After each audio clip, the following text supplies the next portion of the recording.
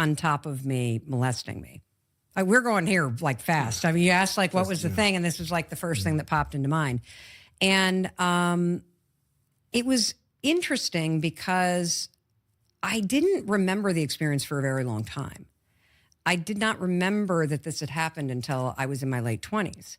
And if you look at the spectrum of what can happen to somebody in terms of sexual abuse, which unfortunately is very common experience for people, this was a very mild experience. Like it wasn't anybody that I knew. It was a one-off. It was another kid. So clearly something was happening to this kid in their life. It wasn't scary. It was confusing. But I was awoken from a state of sleep. And I immediately felt and knew that something was wrong. And it's my first experience in my life of what psychologists call dissociating. I literally left my body and I rolled over, and I don't even remember how it ended because I wasn't in my body to be there. And the very next morning, I'll never forget this. I hid underneath the sheets because it was a big bunk room and all the kids left to go downstairs to get ready to go skiing. And I remember waiting until I thought it was quiet. I threw the comforter off. I went down these steep stairs. I turned the corner and there was my mom. And she was cooking breakfast with some of the other moms. And she turned around and she said, "How'd you sleep?" And I immediately, Stephen, wanted to tell her.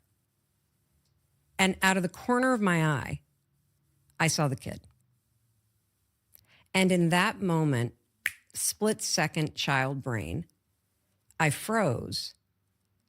And as much as I wanted to tell my mom, and I knew exactly what she'd do. I mean, she grew up on a farm. She had a spatula in her hand. She would have hit that kid into next week. But I didn't know what the kid was going to do. And in that moment, I lied. And I said, fine. And the day went on and nothing happened.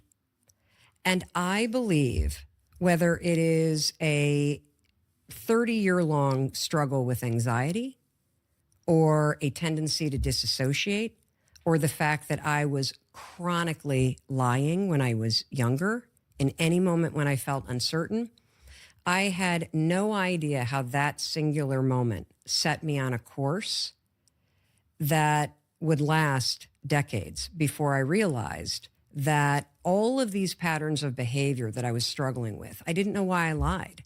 I didn't know why I felt so uncomfortable if I couldn't predict somebody's reaction. I couldn't understand why I would leave my body so many times. I couldn't understand why I had very few memories from my childhood. It wasn't until I started to understand human behavior, the way the brain learns patterns, the way that you need and can break patterns and replace patterns and learn new patterns, that I began this journey that I've been on for the past 10 years of understanding my own breakdowns, my own heartaches, my own struggles, and sharing what I'm learning with anybody who will listen. How's that for an answer? Yeah. Did you ever tell anybody? When did you first tell someone about that incident? Well, I never told anybody because it's like I forgot about it in that moment. Like I just suppressed what had happened. And there were lots of times in my life when I was a teenager, when I was in college, when I was in law school, particularly in law school because my anxiety just came to a huge crescendo in law school, just completely out of control with my thoughts, with how I felt in my body. I had not been diagnosed yet with anxiety or anxiety disorder and had not been medicated, did not even know anxiety was a thing. So this would have been 1992 through 1994. And I didn't even remember it. And so I didn't even remember this incident until I was 28 years old. And I was sitting in like kind of one of these life improvement seminars where you're in a windowless conference room and everyone's got a name tag on and there's a person up front and this woman stands up and she was talking about how she had been molested when she was younger by a babysitter that her parents hired. And the story went on how she had been in therapy for a long time. She was starting to deal with the trauma of the experience. She had forgiven the babysitter. She had forgiven her parents, but she could not forgive her sister. And the person leading the seminar kind of looked at her and said, what's wrong with your sister? And she said, well, I'm so angry that this babysitter was choosing me. And while I'm in this room getting abused, my sister is out there watching TV. And when she said that, I had an immediate memory. And there was this triggering moment where I was sitting in this windowless conference room at the age of 28, but I was physically in that bunk bed. Because what I remembered in that moment was, oh my God, when I woke up in the middle of the night with this kid on top of me, I looked to my right, my younger brother was sleeping in the bed right there. And my immediate thought was, I don't want this person to hurt him. And that's why I rolled over and stayed quiet. And so it was this woman telling the story about her sister that triggered me to remember it. And as soon as I remembered it, oh my God, I told my brother, I told my parents, I just started talking about it. I think that one of the things that I'm grateful for is that I process things by talking about it.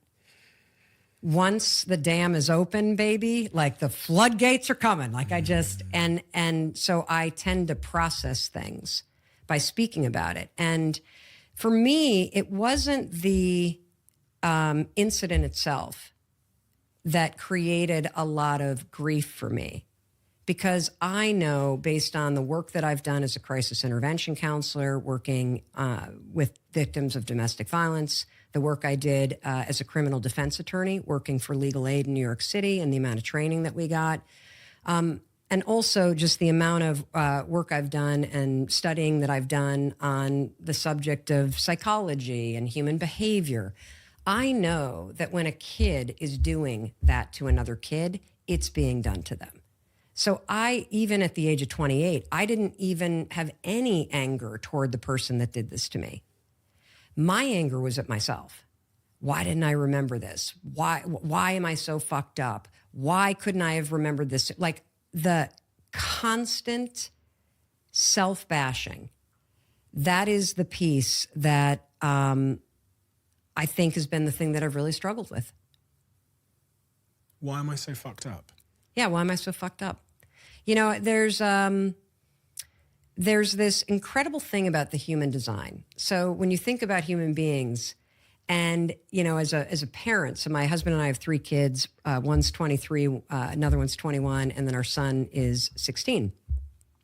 And as a young parent, I would often feel this incredible sense of awe. Like, it is remarkable how many babies are born when you think about how many things have to go right, you know what I mean, in the design of a human being. And there is so much elegance and beauty and sophistication and genius to the human design. It's just shocking.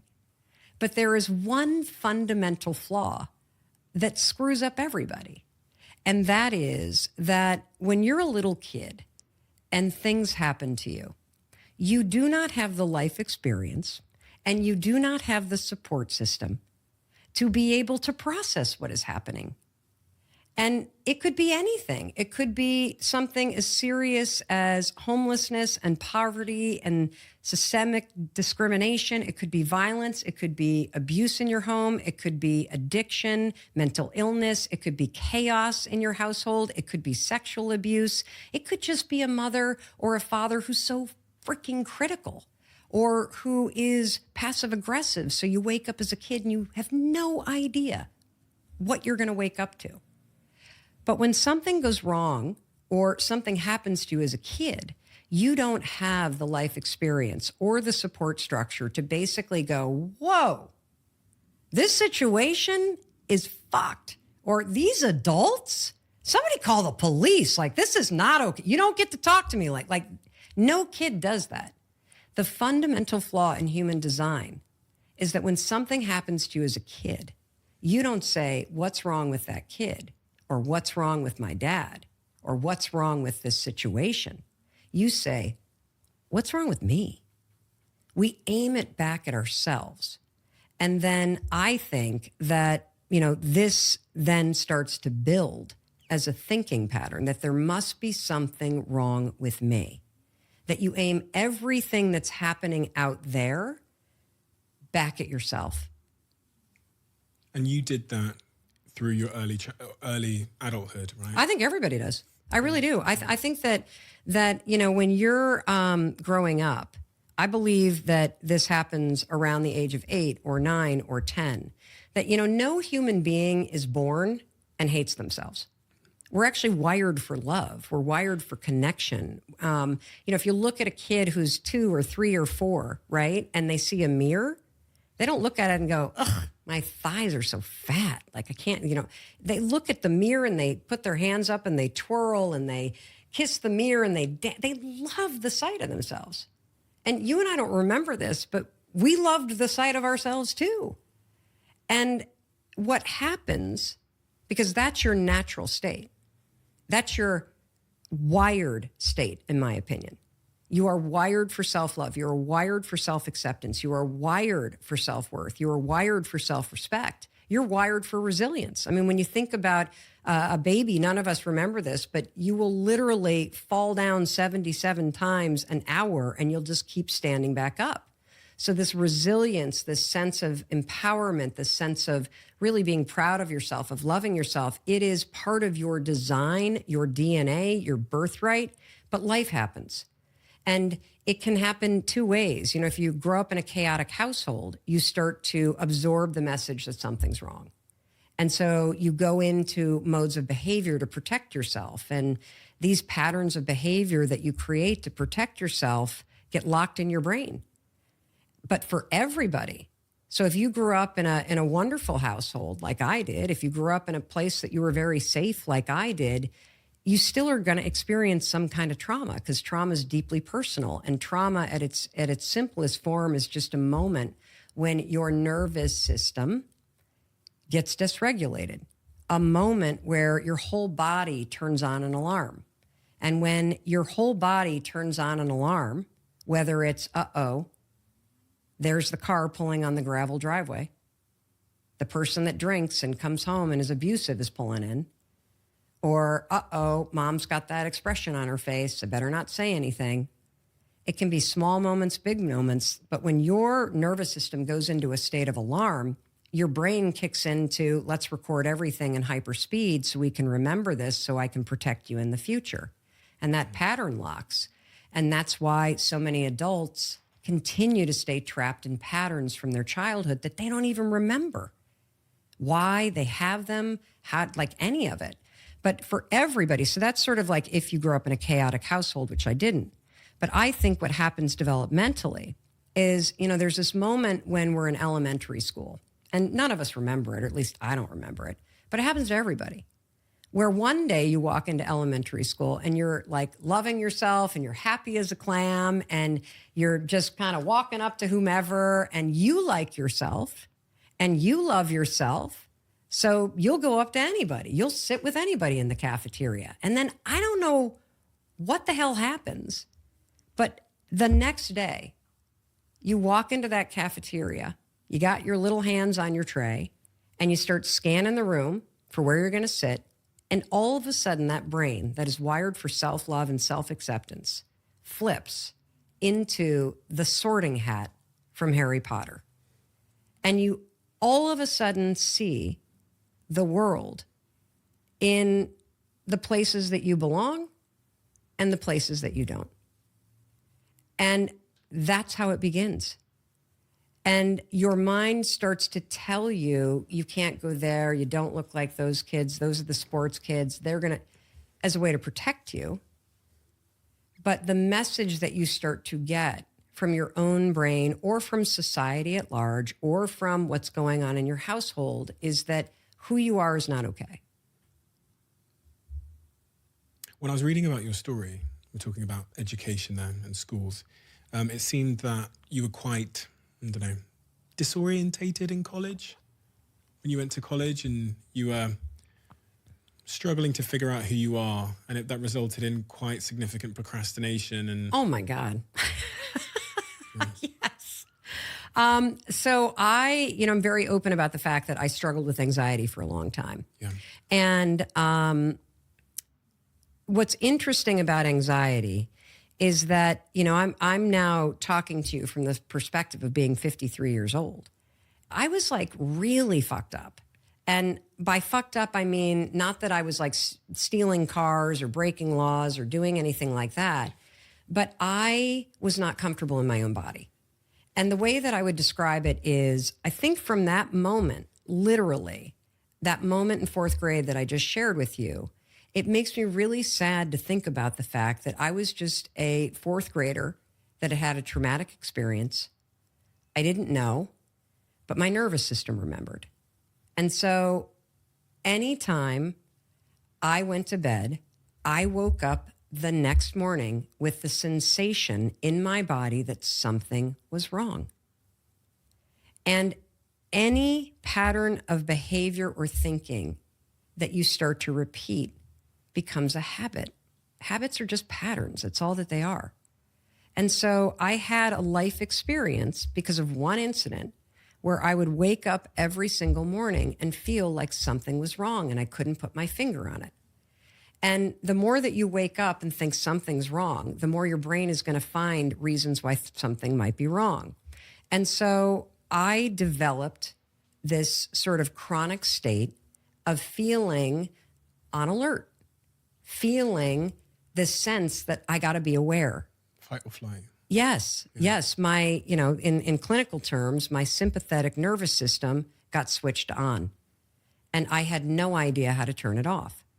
And if you don't know how to calm your nervous system down, to flip off the sympathetic nervous system and flip on the parasympathetic nervous system, which is your calm, grounded, resting nervous system, you will forever struggle with focus, with being present, with the ability to think clearly and make good decisions.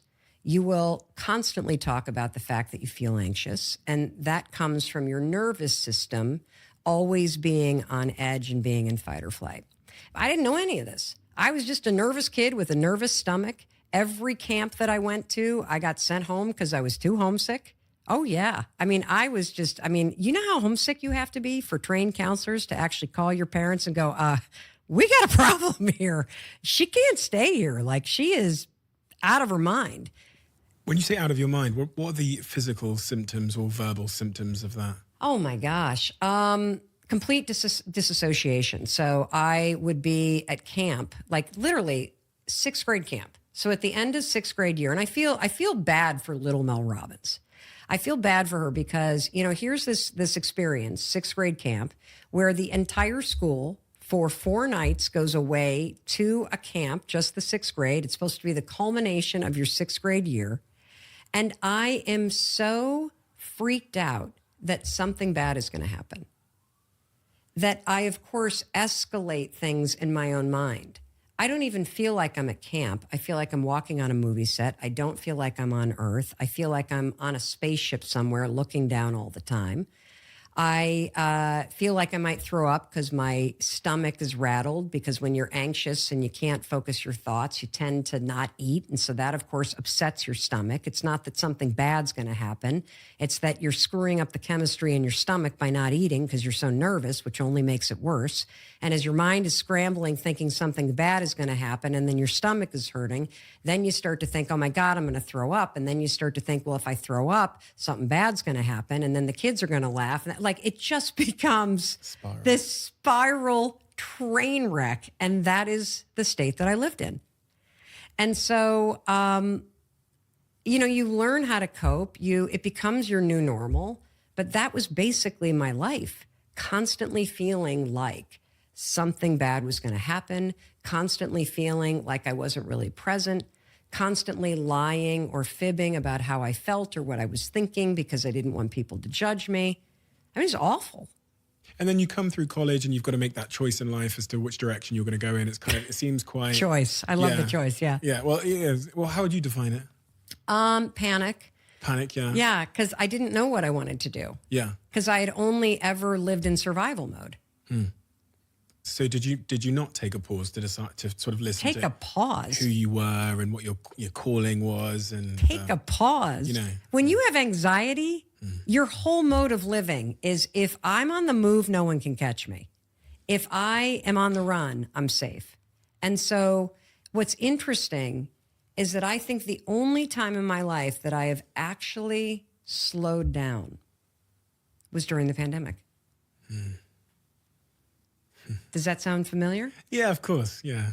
You had no choice. Yeah. And one of the hardest things, which became one of the greatest realizations, is truly coming face to face with myself and realizing that even though I have done all this work to heal trauma, even though I have done extraordinary things in terms of my own thinking patterns, that there was a level to which I was still on the run, that I was darting off to a coffee shop or darting off to Target or darting off to an airplane. And all of this racing around kept me from having to truly stop and stand with the woman in the mirror and just be still and figure out, well, what do I really want? How do I really want to feel? You talk about the topic of distraction and procrastination, and it's rarely in this context, but it sounds like a form of distraction, distracting yourself from taking a moment to confront thyself and to really ask some of those questions, which I guess if you're in a fight or survival state,